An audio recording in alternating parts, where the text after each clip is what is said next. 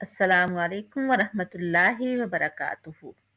आज हम एक दुआ याद करेंगे जो कि जिस्मानी सेहत के लिए है, हमारे बदन की सलामती के लिए, हमारी आंखों की सलामती के लिए, हमारे कान की सलामती के लिए।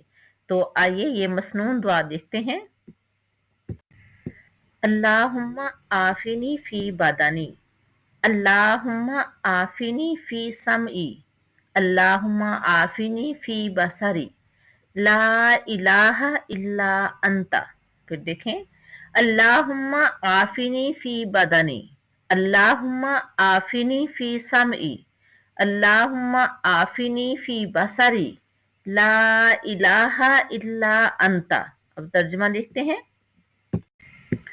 ये सुनने अबी दाऊद की हदीस नंबर 5090 है और हजरत अबी बकर रजी अल्लाह ताला अन्हो से रवायत है।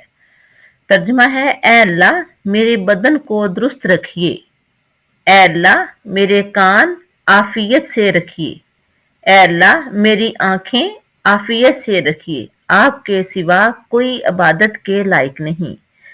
और फजीलत इसकी ये है कि प्यारे पैगंबर सल्लल्लाहु अलैहि वालैहि वसल्लम रोजाना सुबह शाम इस छोटी सी और बड़ी प्यारी सी दुआ को सुबह शाम 3 दफा पढ़ा करते थे। अल्लाह हाफिज।